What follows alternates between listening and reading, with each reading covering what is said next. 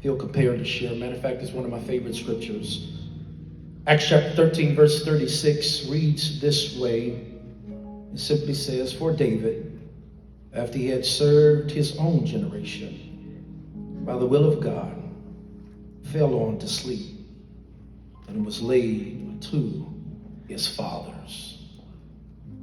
There was David, the text says, after he had served his own generation well. Some suggest that after he served his present age, then he fell asleep, was laid upon his fathers.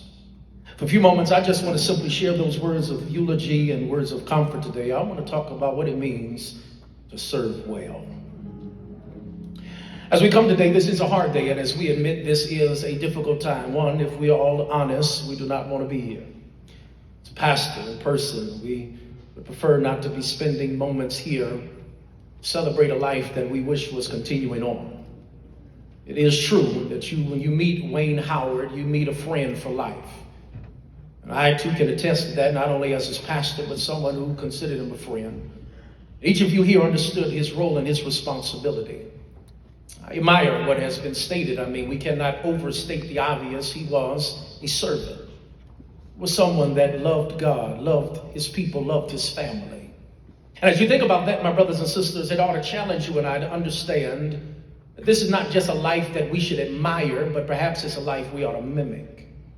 Realizing, my brothers and sisters, that this man, Wayne Howard, the different capacities for which we know him as an elected official, as a deacon, as husband, father, brother, and friend. If Wayne was to share today, he would tell you there was really nothing extraordinary about himself. But he was someone who just stayed committed and made sure that whatever he applied himself to, he would give his absolute best. I really am amazed as I think back on our own interactions.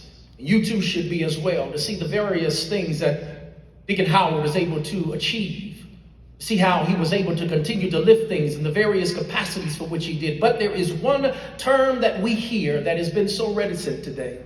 Beyond being a husband, beyond being a father, beyond being a grandfather, Wayne Howard was a servant. And what does it mean to serve, my brothers and sisters? What does it mean to really serve, to want to apply one's life, to do what you need to do? That's what provides us this context, this particular pericope found in the book of Acts.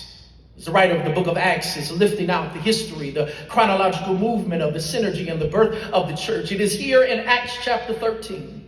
Just one simple verse harkens us back to a person and a time that tells us about the uniqueness of embracing your own time. Acts 13:36 raises the reality. It says, "And David, that great king, that monarch, the sweet singer of Israel, he served his generation well." What that literally means is that for the time that David had, he prioritized service. The time that he was allotted, for the time that he was given, he prioritized service. In other words, my brothers and sisters, the text seems to suggest to us that all of us have a certain time that we will have. And the question is raised today, will you, like David and you, like Wayne Howard, will you do the best with the time that you have? Here's the truth, my brothers and sisters. I'm no fortune teller. I do know, my brothers and sisters, I'm not certain when that time will come when you will have to put your sword in the sand and study war no more. I'm uncertain about when that demise will come. But all of us, my brothers and sisters, have been given a great gift. And if you were to be honest, the great gift that you have been given is today. That's why we call it the present, because today is the gift we've been given. I want to challenge us, my brothers and sisters, as you and I could walk through the life of Wayne Howard, as we could think about what he has offered to us as a man that up until his last breath continually served. He shared with you and I some things that perhaps we need to use as examples for how we can serve well. Just a few things, my brothers and sisters, I want to lift out of this passage. First of all, if Wayne could testify, Wayne as the father and the husband, if Wayne could testify, he would tell you that if you were going to serve well, first of all, you must live intentionally. My brothers and sisters, there's something to be said about living intentionally. That means that every single day you ought to make up your mind to do what needs to be done. I'll be honest with you, and I perhaps could suggest that Wayne Howard could also testify that we have a lot of people that just walk through life with no purpose, walk through life with no aim. They walk through time just going about the motions. But one thing that I appreciated about Wayne Howard is that he lived every day to the fullest.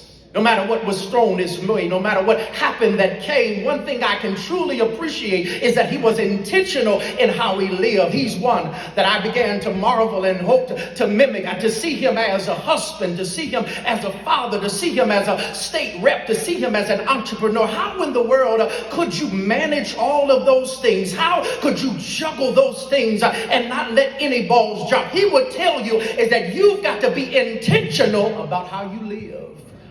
I want to suggest, my brothers and sisters, as you and I come to this moment of memorial, you and I must make sure that there's intentionality to how we live. You may have a lot to your hands, and the Bible is very clear. Who much is given, much is required. And what I appreciate about Wayne Howard is that whatever he put his hands to, he did his absolute best. He put his hands to being a husband. He gave it his absolute best as a father, as a brother, as a sibling, as a civil leader. He gave his best.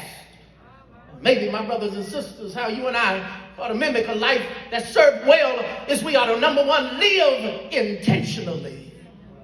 There's another here in this text. I would also suggest not only do you and I got to live intentionally, we got to make sure that we serve well, but also I would also offer we must lead faithfully.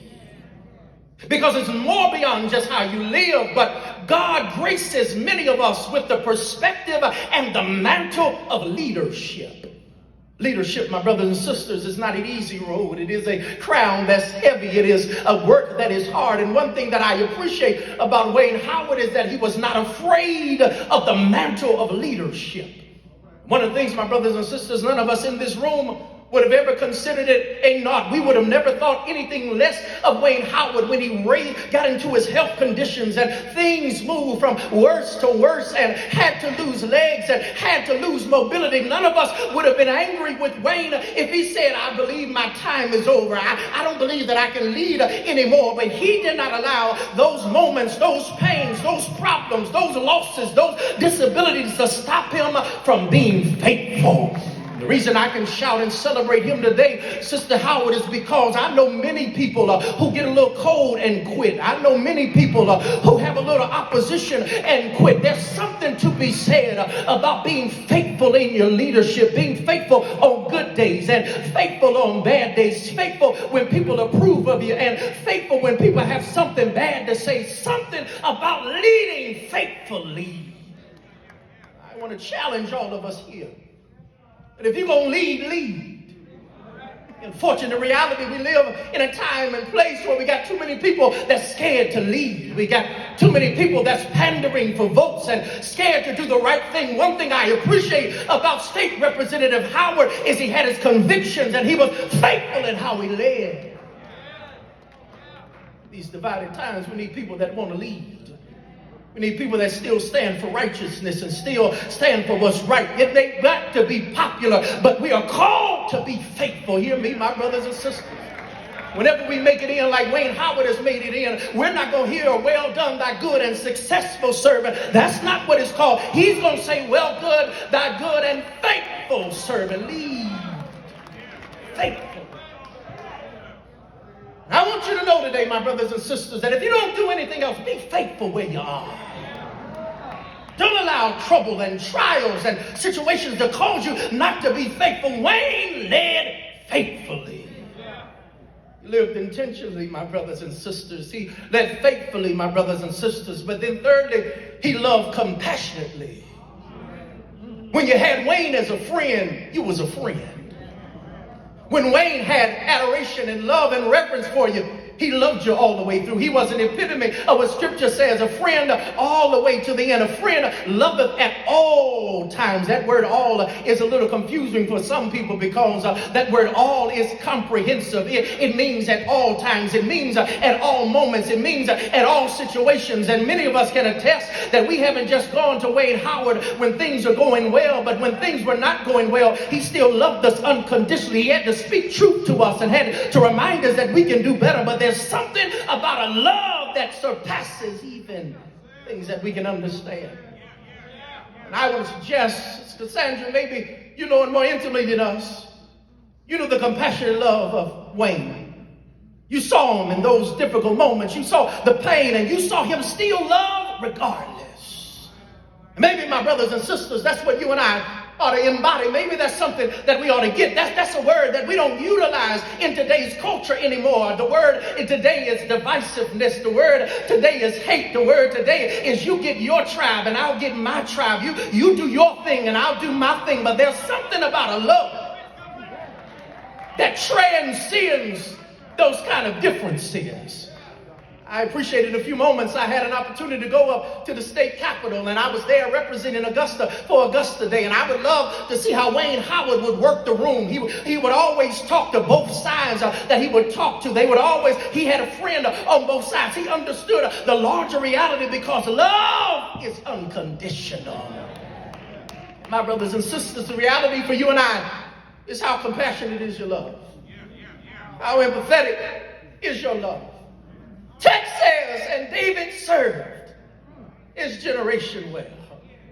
David, he lived intentionally like Wayne Howard. David, he led faithfully like Wayne Howard. David loved compassionately like Wayne Howard. He served the time that he had. But there's something that the text continues on. It says that once you serve well, there's a reward. I know it's weird for many of us because we only think of this temporal moment. We only think of our finite time. But the text says that after David served, he went to sleep. And I know that may not sound like much to us because for many of us, we are sleep deprived. And when we think of sleep, we think of cat naps. But that's not what David's reward was. And after he served and lived and led and loved, God gave him blessed sleep. And I want to suggest that's what Wayne got. After all the struggles and all the pains and after all the things he had to do, God said, let me give you a reward. Let me give you some sleep. And I know that doesn't shout you, but it shouts me because if you know anything about sleep, you realize sleep is never permanent. Didn't say that death would be the end, but when one has served well, when one has done what you're supposed to do, God grants us some sleep. The reason I can shout, my brothers and sisters, because you didn't just read the full context of Acts chapter 13. In Acts chapter 13, as he lifts up David in verse 36, he says, listen, you serve well.